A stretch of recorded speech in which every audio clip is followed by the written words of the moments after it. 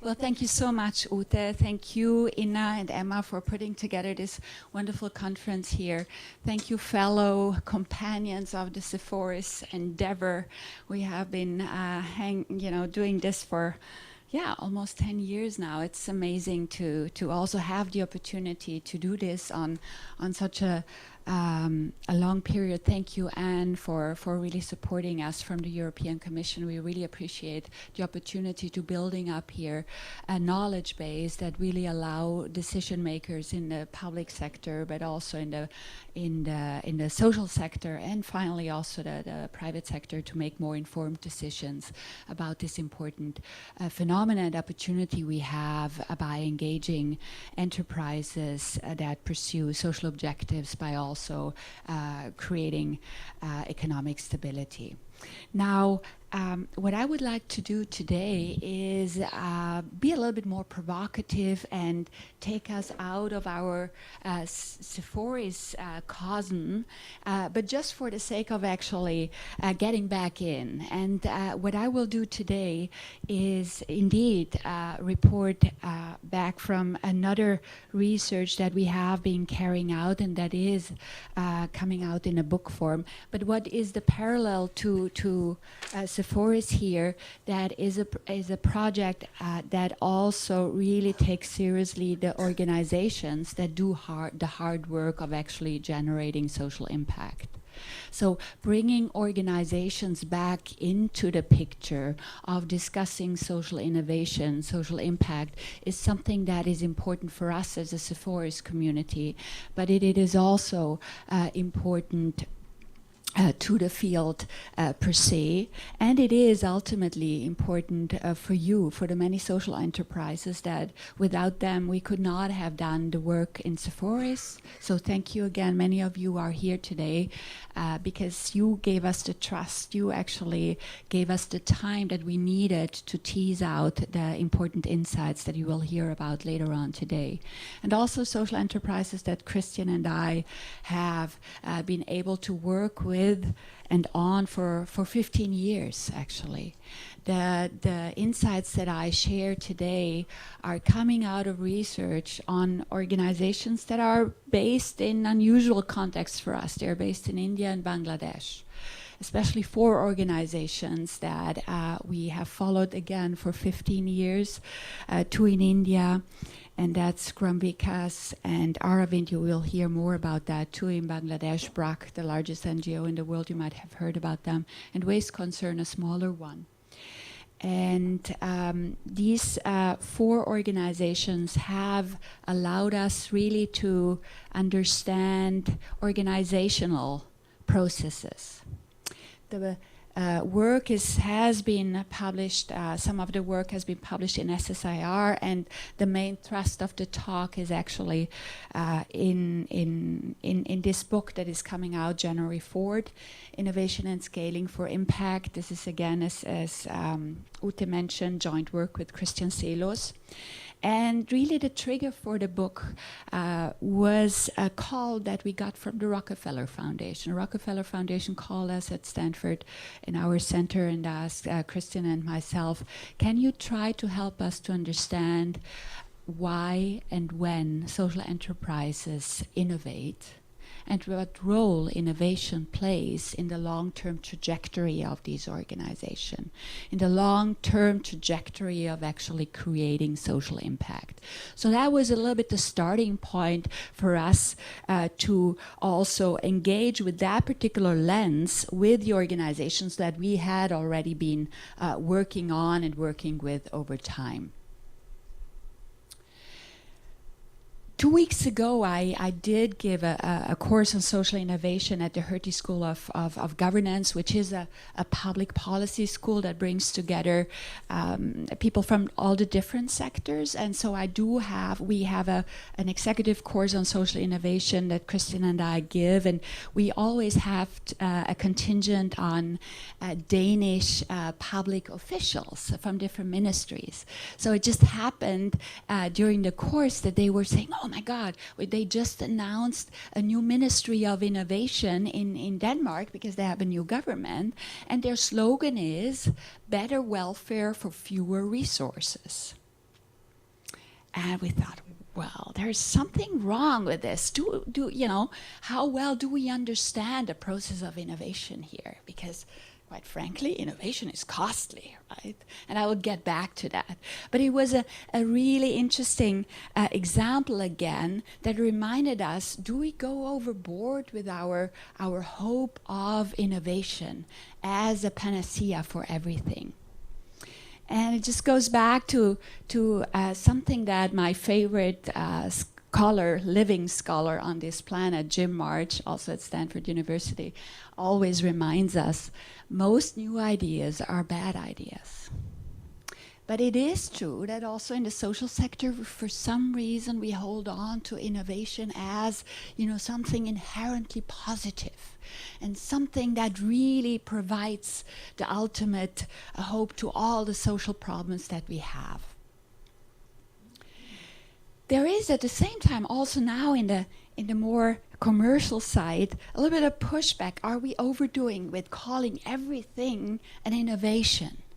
This is just a little snippet from the Wall Street Journal where the author also says, like, companies love to say they innovate, but the term has begun lose meaning.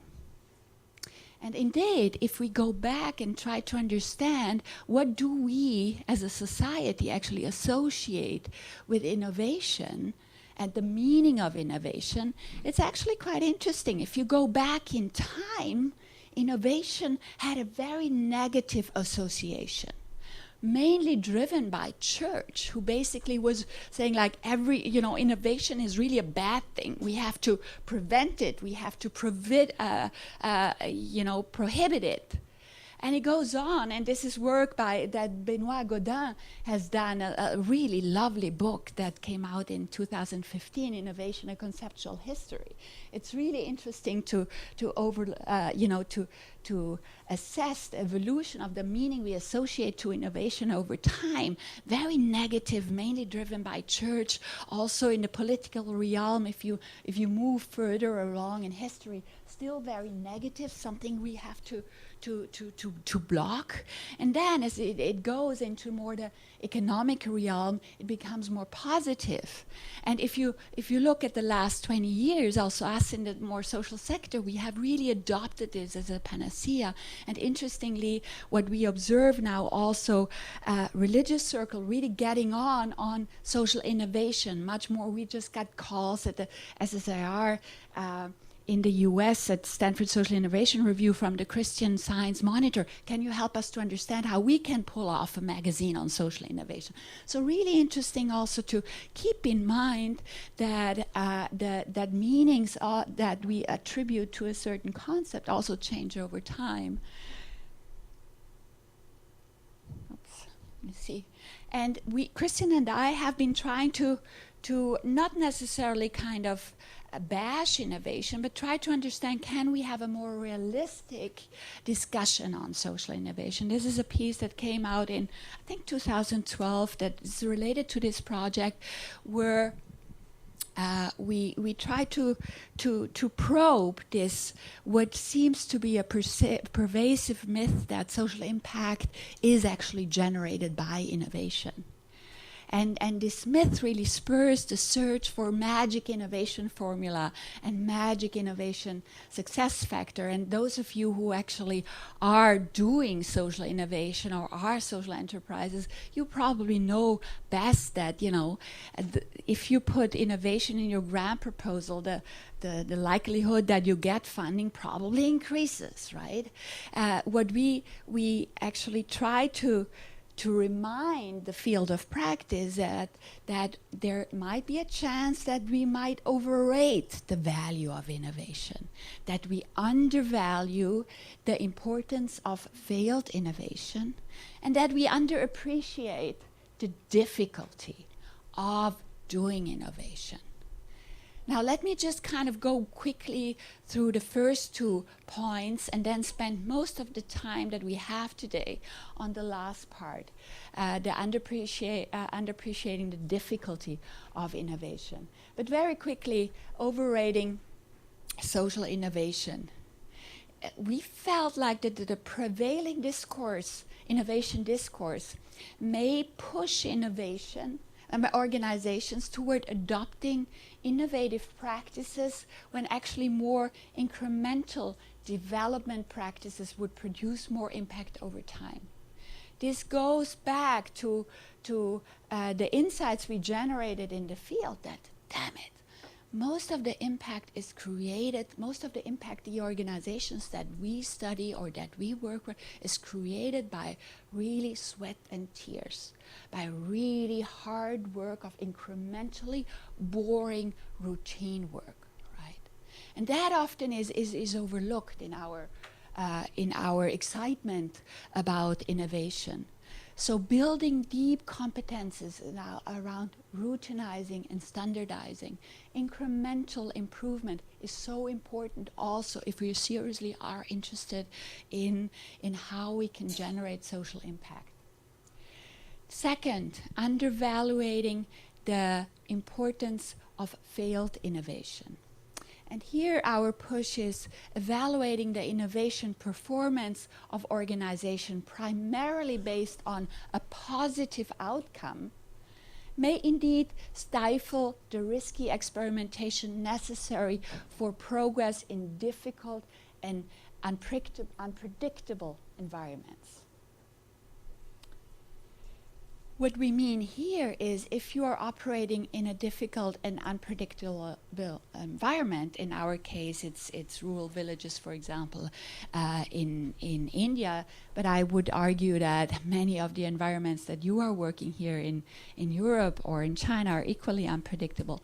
What you really need to develop is an organizational knowledge how a system ticks, really a deep understanding of how and who your beneficiaries target groups are, experimenting what works and what does not, and trying to understand the intended and unintended consequences is extremely important. Let me give you an example here. This is an organization, Vikas, that we indeed have worked for 15 years, and I'm looking at Miriam because we also on this one, we have just published a scholarly paper on it as well. So our work is always combining both scholarly rigor and practical relevance. So this organization, Vikas, has started in 1971 as a student-led organization, a group of students going from Kerala to Orissa. This was the time, some of you might remember, when Pakistan departed from Bangladesh, and these well-intended students moved to Odisha, one of the, Orissa at that time, one of the poorest states in India, to help all the refugees, and at the same time a cyclone landed on Orissa. So there was a lot of work to do. So the hardcore group of the students decided to stay on because they saw what we really want to do is address and fight deeply entrenched patterns of inequality, social inequality in Odisha. So what started out as a relief operation moved towards creating an organization that had a clear mission to fight deeply entrenched patterns of inequality. So this is where the journey of the organization actually starts. And here are the group of students that said, okay, well, how are we going to do this? Well, at that time, in the 70s, one of the big hopes of multilateral development work was land irrigation. Let's do land irrigation. There were some funds that we received. Let's do land irrigation. The argument, the theory of change is logical. If you think about fighting inequality, there are landowners, there are villagers that have no land. What if we go to the landowners, tell them we help you irrigate the land, your crops go up, in return you actually share your land with others? You probably understand what happened. Land was irrigated, crops go up. Aston would not share a piece of land, right? So definitely a failure, if you will, in terms of if you measure your success depending on what you try to do, right? Fighting inequality. All right, let's move on. Let's experiment further. the really marginalized population there were Adivasis, tribal villages, where caste system would not even be an issue, because they are really living in removed villages. So these are really the population, the target group that we should address if we really are about fighting inequality. At that time, we are moving here ahead in time. The big thing was dairy. A lot of funding available for dairy. Let's bring dairy to these removed villages. Great plan. Turns out, because of cultural beliefs, tribal villages do not milk cows, right? They don't touch cows, right? So also here, a failed intervention, if you think. Out of that, obviously now villages had cows. They didn't use the milk, but they had cows. What do cows produce? Dung. So next big thing was biogas. Biogas was a huge success for them in the sense of they were able to create benefit for the villagers in terms of bringing electricity there. And they were able to scale out to hundreds of villages. They were actually one of the poster child organizations for the Indian government that does biogas really well. So we would say, hey, success. But Vikas actually stepped back and said, we actually are here to fight inequality. This is a great success, but it doesn't really allow us to make progress on what we really are here for, to our mission, our identity, who we are. So they were actually really brave. They said, okay, we are spinning it off. So not just close it down, but there are people here that do it really well. They will walk off with and do it and continue doing biogas. But we go back to the drawing board and try to understand what is it for us that would constitute an intervention that allows us to really get to the core, addressing deeply entrenched patterns of inequality. And here comes the important part in, and this is what I try to convey today, that innovation is a matter of learning. What they have been able to do over time from this what you would call kind of a failed intervention is really learn more about how a system ticks, how their beneficiary target group ticks, that allowed them to really over time design an intervention that combines, more top-down approaches of social engineering that from the development world, more bottom-up ones, but really develop an intervention that uses water and sanitation as an entry point to a village. But it's only an entry point because they design a water and sanitation program in a way that it requires the whole village to be on board.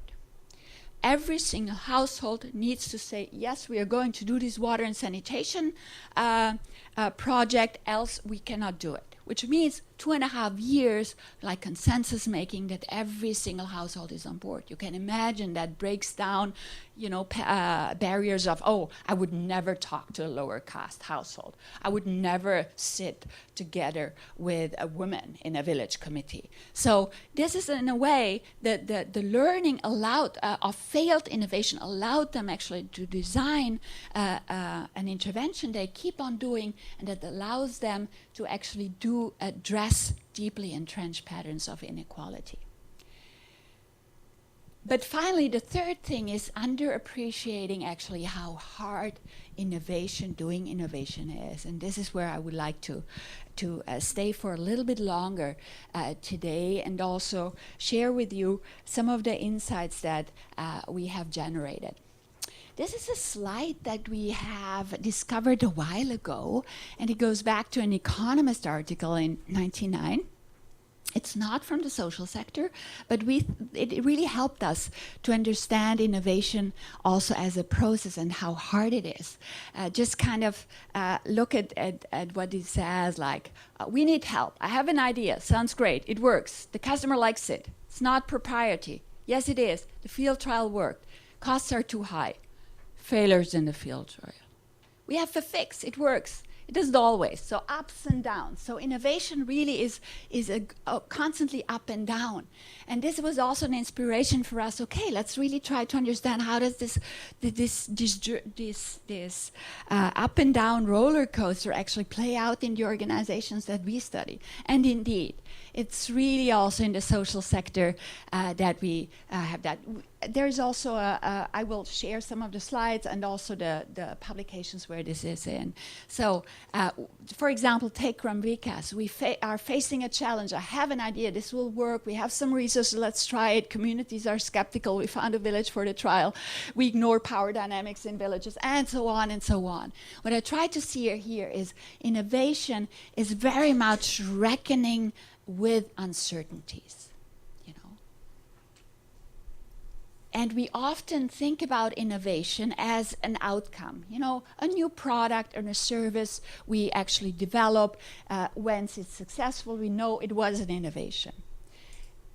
Today, I would like to introduce a complementary approach to look at innovation much more as a process. A process, and again, our perspective is a deeply organizational perspective. We look at innovation as from an organizational point. For us, for an organization, it's a process that has distinct features and characteristics, and it involves efforts to address and ultimately, hopefully, remove various forms of uncertainty.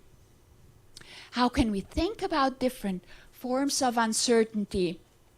This is not a complete exhaustive list, but just 6 that actually we saw over and over by working with the social enterprises in our study. Do we have the right problem frame? Think about the program that Vikas is now mainly doing, water and sanitation. Do we have the right problem frame if we think about this really persistent social practice, especially in India, about open defecation? Is this a technical problem because we don't have not enough toilets? Or is it a relational, cultural problem? So different problem frames. Do we have the right one? Do we have the appropriate solution? Will the solution be adopted? The dairy solution was not adopted. What are some potential unintended consequences? Does it fit our purpose, our mission? Biogas did not fit their mission. And ultimately, can it be integrated into a longer term strategy? So here I just put down the innovation as a process. This is something that most of you are familiar. If we think about innovation as a process, we try to understand where do ideas come from? Do we access them externally, internally? How do we interpret, evaluate them in the organization? How do we experiment consensus building? And then it comes the scaling. So a core purpose we will argue in the book is of innovation process is the conversion of uncertainty into knowledge. Innovation is a matter of learning. A focus on learning creates a sense of progress rather than failure. And this is really the journey of Vikas. You can look at it as failure, failure, failure, or you can look at it as really making progress along the way. Now, a next provocative argument is innovation per se doesn't create impact. Innovation is an investment into something uncertain.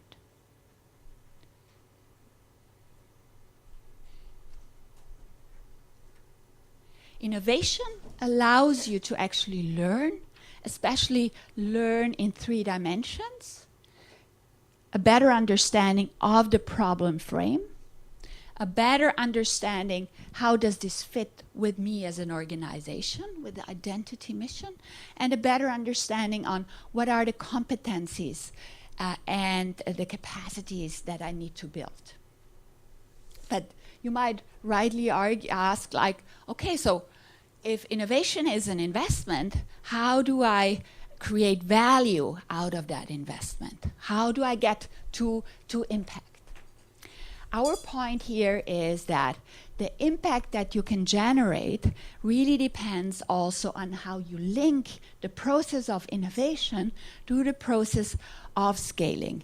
And scaling, again, here looked from the perspective of an organization, scaling as effectively delivering products and services to more people, doing it more reliably, more efficiently, and with a steady improvement in quality. So what we would argue, if you do not know how to scale, do not innovate.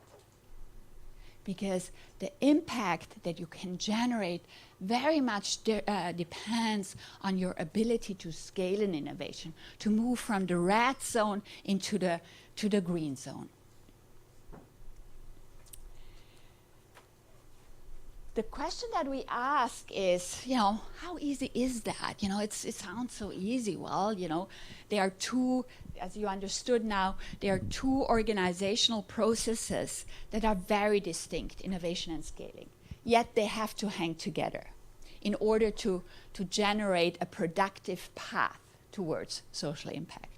What we also try to understand, what are some of the factors that do derail social enterprises from, this productive path to create impact. And what we came up is with the idea of innovation pathologies, trying to really identify those particular organizational factors that derail organizations from productive innovation. Let me just kind of walk you through them in pairs. In our work, we limit it to 6. They are by no means exhaustive, and you probably thinking about your own organization can think of others. But for the sake of introducing the concept of innovation pathologies as something that helps us to constructively assess innovation processes, let me introduce them. Two pathologies that an organization that never gets started with innovation will have a hard time to get on this path. And an innovation that has too many bad ideas will also fail to actually get to the green zone here. Now, never getting started with innovation. When do we see that? Well, you might argue there are some organizations that simply don't have to get started with innovation because they are so busy with doing what they're doing, and the magnitude of or the scale of the problem is so high that just do what they do and never get to innovate, which might actually create a lot of impact over time. But think about it from a perspective of an organization, and especially from the perspective of people that inhabit an organization. Doing this sweat and tears work really is hard, right? People really are often, and you might have encountered that, are at their limits.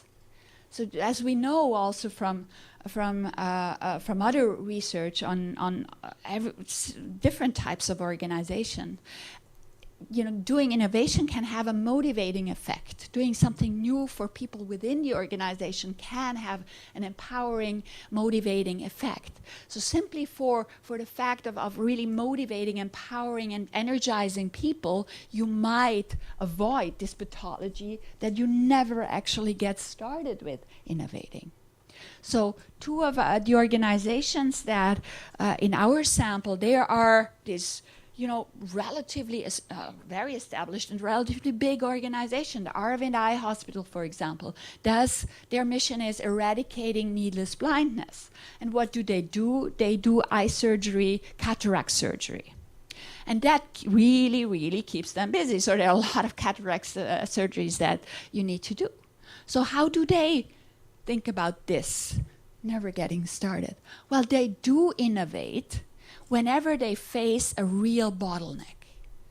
In the early times, they got the intraocular lenses that you need to do cataract surgery as a donation.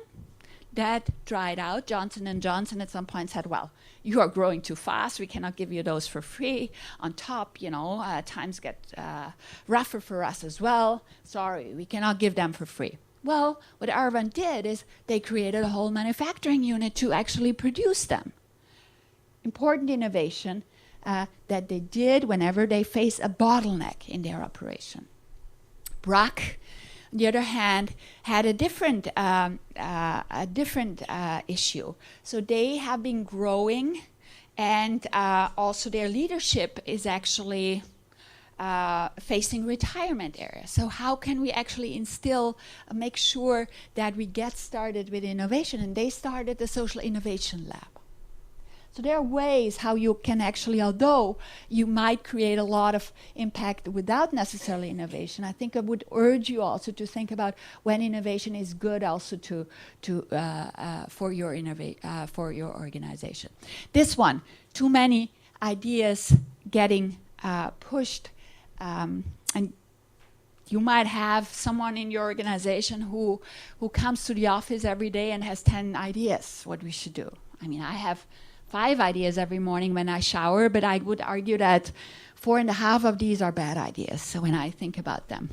So having too many bad ideas is problematic for this productive path, because you are too busy kind of, again, innovating, and you really don't spend efforts here on this scaling effort.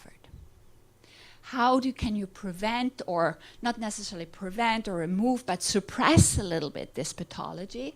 Well, if I think about Braque, what is really amazing about Braque is that their leadership team is really very much in touch with what happens in the field. They really understand rural villages in Bangladesh very well, that they understand intuitively what is a good idea or a bad idea.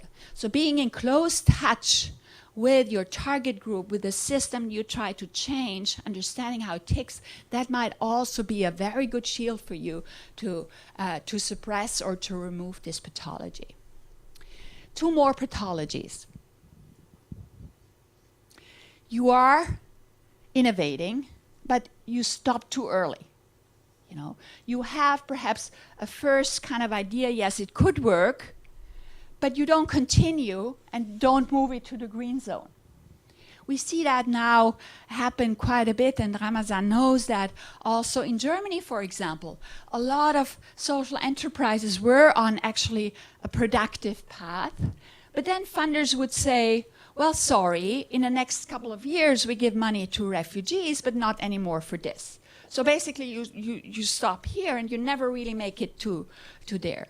In the US, we have already foundations who actually focus exactly on this pathology, the so-called last mile foundations that screen and spot social enterprises that have this problem, and then they actually invest or support those.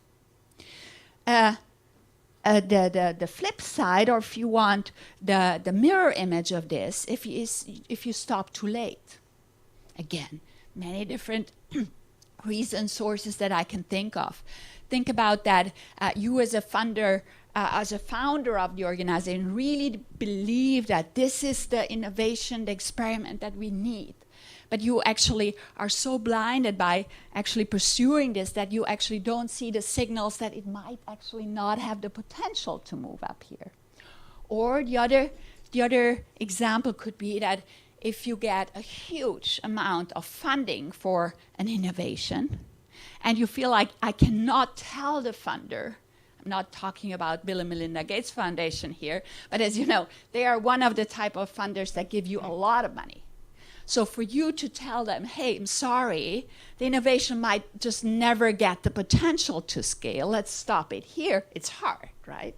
So these are also 2 pathologies we do see over and over. And the last 2 is that you innovate again too soon, and you don't explore the potential here, or you simply do inefficient scaling. You don't really try hard enough to think about making your products and services, the way you contributed, the quality better, and improve it. Why is it important to recognize that as a pathology? Because we would argue scaling, doing it well, is your best bet to really becoming good in innovation. Because again, you understand much better the system in which you actually operate. And that is then very beneficial for your next round of innovation. Now, 2 arguments here to think about how can we make innovation productive. An organization's capacity for replacing innovation uncertainty with knowledge, the 6 types of innovation uncertainties that I mentioned. And second, the ability to scale up innovation outcomes by enhancing organizational effectiveness. Thinking, assessing, discussing pathologies is an interesting way for organization to actually get that. And we have tried this out over and over, also with the organizations that are praised for being innovative organization. The Aravind Eye Hospital, for example, the whole world thinks of them as innovative organizations. They don't see themselves as particularly innovative. Again, they innovate when there's a bottleneck, right? But also doing a workshop with them, for example, on these innovation pathologies, and also in the book and in the articles, we give you actually a little bit of a description of how you yourself can do these workshops, right? For them, it was an incredible, empowering experience. So, for example, inside your organization, people feel like it is scales down hierarchy effects because you can openly talk about this. It gives you an anchoring where you can actually let go of some of your frustration. And what is important, it creates a generative, constructive dissatisfaction. Because the important here is that there is simply no organization, no social enterprise that I know that is not suffering from pathologies. All of the organizations that we work in suffer from one way or the other from a pathology. And probably you also don't need to necessarily remove all of them, but you have to be cognizant of them and try to be smart what you can do around them. That is really more the purpose of introducing this diagnostic and tool into the picture.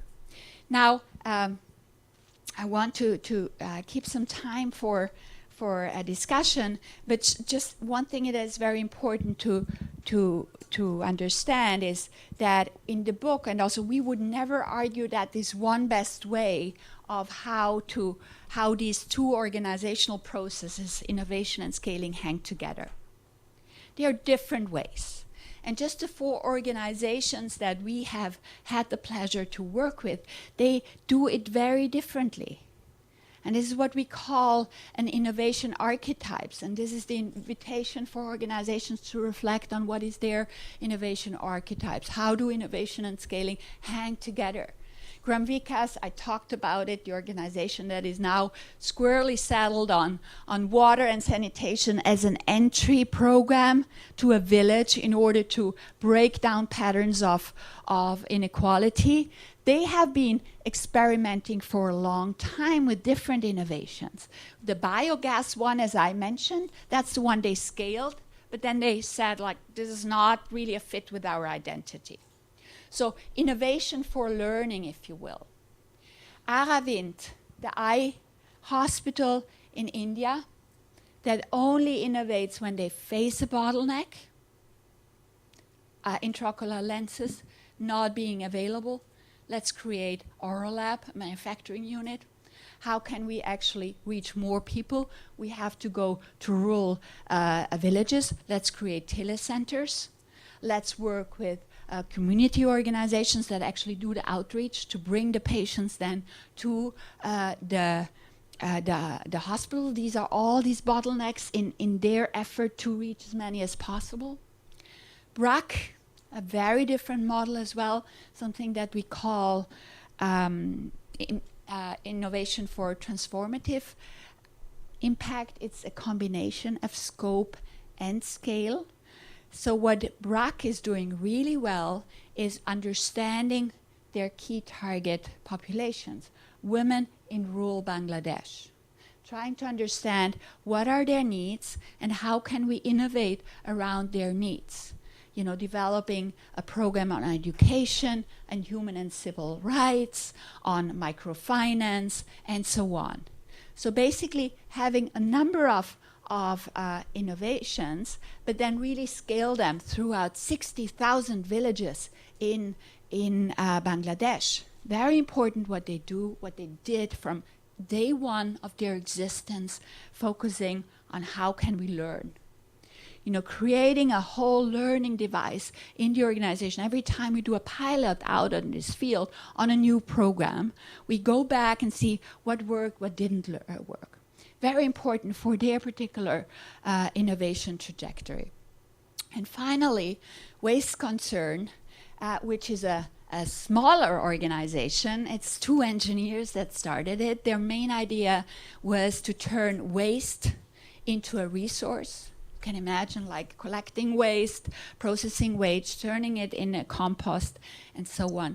What they do is they said, you know, we are not here we are simply not made for building a big organization, or what we love is experiment, innovate, but we are not the ones that actually will scale it. So what they do is they found they also carefully thought about how innovation and scaling hangs together, needs to hang together. And what they do for everything they come up as an invention, they really scale it to some extent in order to generate the right learning that allows them to understand what are the standards, the quality standards that need to be there in order to have the impact. And then they patent that. But they only patent it because then they can give it to someone else who then really follows exactly that procedure that allows them to scale it exactly in a way as they were doing it. But their model is much more one of diffusion. So these are just the different innovation trajectories that I walked you through. So these are just some of the first insights here that I wanted to share. If there are 2 things I would like you to remember is, if you don't know how to learn, do not innovate. Do not innovate if you do not know how to scale. Thank you so much.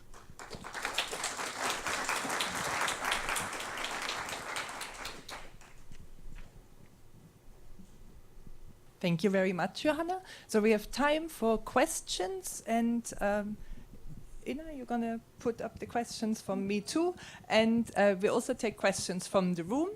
And if you have a question, can I ask you to please state your name and where you're from? Yeah. You might need the mic. Thank you very much. Hello, my name is Edwin Jayasuriya, and I'm from a sort of a media agency called Go Digital Media. Thank you so much for a very inspirational and insightful keynote presentation, which I thought was amazing. I have a couple of questions, and it's around the sort of the capacity of the organisation to actually implement innovation. So, for example, it seems to me that managing sort of this process is about managing uncertainty and complexity and change that goes with that. And I was just wondering whether your work has sort of unearthed some skills and attributes these organisations need to have to do that successfully on an ongoing basis. What we also, and we elaborate on that more in the book, that we try to understand how can organizations think about their own impact creation logic. And I think for us it is important that organizations are very reflective on that. And that's basically a mix of their perception of the problem space. Again, do you look at the problem more from a technical, is it a technical problem for you? Is it a relational problem? Going back to water, right?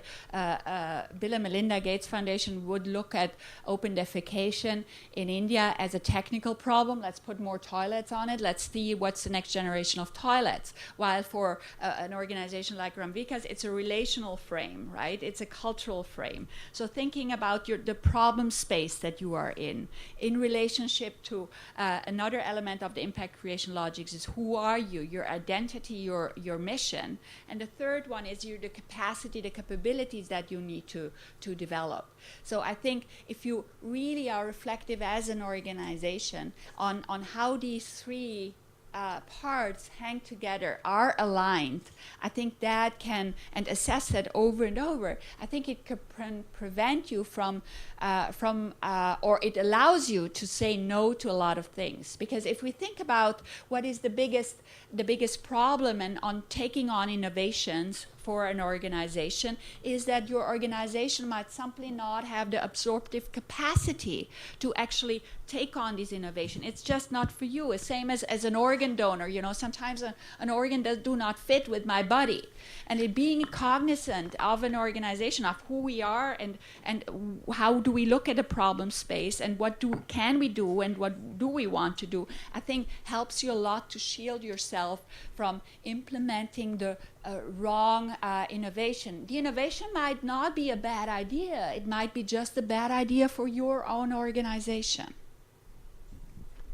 Shall we take one question from me too? We have one that's been voted quite a lot, but please do not hesitate to put up new questions. That tends to be an effect that the first questions put on get a lot of votes. So add new ones. So in the messy, on-the-ground work innovation that social enterprises do, what is the approach for getting an accurate sense of how these innovative product, services, processes create social value and impact for the key stakeholders involved? Mm-hmm. So I assume that's like the beneficiaries.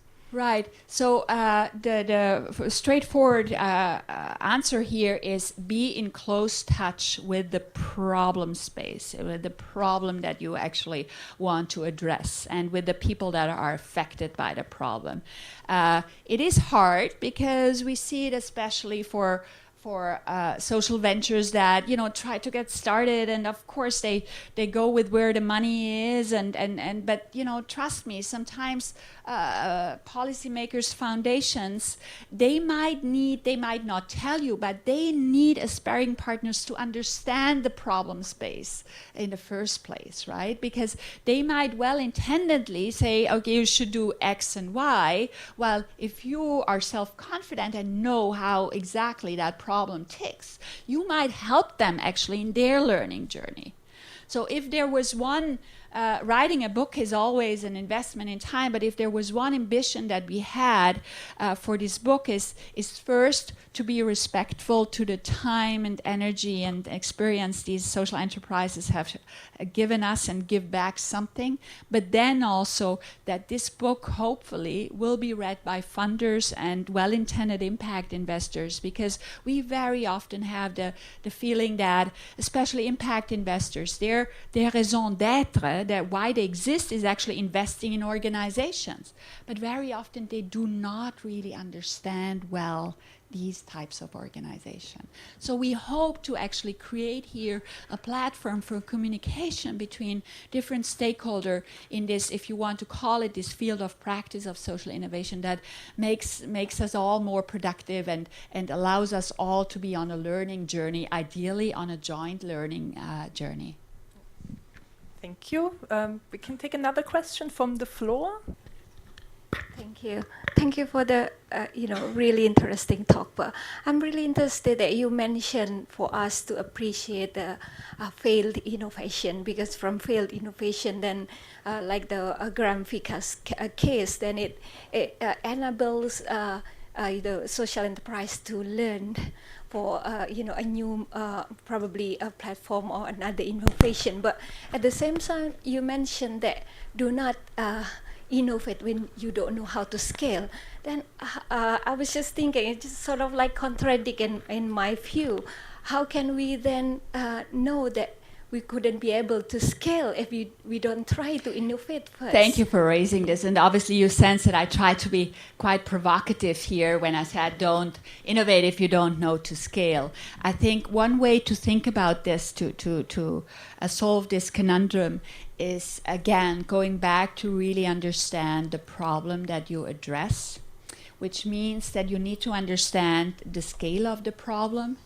And that's one thing where you also can early enough again, this is from an organizational perspective, an organization that really invests in innovation. This is not from the perspective of an innovator coming up with an idea. This is an organization that really invests in doing this innovation. You should have an idea about the scale of the problem, the magnitude of the problem, and at least to envision, like, what does it take to actually create impact through scaling. That you have all the answers before you actually do innovate, of course not. But I think then the idea would be have scaling in mind while you innovate. Thank you. I think we can take one more from me too. So Susan Schwartz is asking, and it's proving to be quite a popular question as well. So you've established that generating social impact is a long process, and with sweat and tears. So the question is how then to generate and maintain the motivation for all those involved, for the participants and for the funders, because it's much sexier, as you said, to say, oh, we're innovating, we're doing something new, but how do you motivate people to remain, stick with what they're doing and encourage them to do that better and realize, yes, it may be a long-term process? Yes, I think this is an excellent question. And again, there are two sides to this question. One is the communication with the funders, that you come, have a solid conversation with them. Well, perhaps it's not time yet to innovate again. That is one thing. But I think the internal part, the role of innovation to keep your people motivated is an important one. And I think some of the insights we generated from working with the organizations that we study is that you have to make sure that you have progress on the way, that you celebrate small wins, that you actually have people motivated along the journey from innovation to scaling. That requires you to be smart of actually thinking about small steps. What does progress mean? And this is going back to a conversation also that we also have in Seforïs in terms of impact measurement, impact creation. We think about impact that's really long term, that's really far away. So you, or as an organization, you really have to be smart of how you have milestones and are sure that you can show progress to your funders, but more importantly to the people that do the hard work. And think about again, Vikas as an example. And I didn't want to go into much detail, but if you think about this program that they developed after all these failures or work in progress, it is in this particular program they have milestones. They have milestones in terms of the first one: do we get the whole village on board? Second milestone, can we kind of set up village committees, governance structures that bring men and women together? A third milestone, can we create a corpus fund where those that actually have more resources chip in for others? So there are smart design ways in the program that if you reach that milestone, it's incredibly for the organization, for the people that do the work, to see how much progress we make. It's great for the village because they say how much progress they make. And it's great for funders that actually see this is a long process. This is not an initiative that can scale to 1,000 villages in 1 week because it requires consensus making, but it gives them a sense of progress. That is very, very important. Thank you. You kind of also touched already on the question of social impact measurement, and I just want to say to Dave, there is more coming on that in the afternoon, so stay tuned. I'd like to take one more question from the floor, if there is one. Yeah. Tomasz Mickiewicz, Aston. It really is a footnote, so I didn't want to ask the question, but it just crossed my mind that I was trained long time ago, and at that time we talked about invention and innovation. And I was just curious, where would you put, and this terminology is still used, or do you still talk about invention, or is it somewhere that, where that would be hidden in? I would argue that in our social sectors, it's very rare to have real inventions, and we should not actually idealize inventions. The way we look at innovation, so invention is something that is really something completely new that has never been there, based on scientific advances, new technology advances.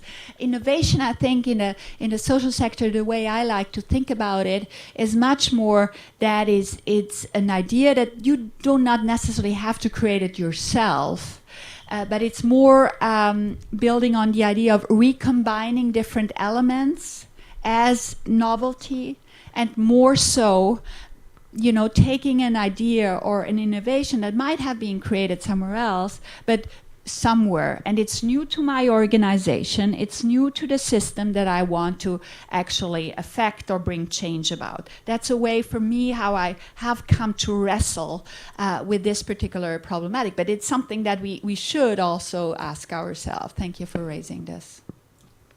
Thank you very much, Johanna. I have a little bit to sweeten your journey home. Thanks so Thank much you for so doing much. the keynote, and it was a pleasure to listen to you as ever. Thank you.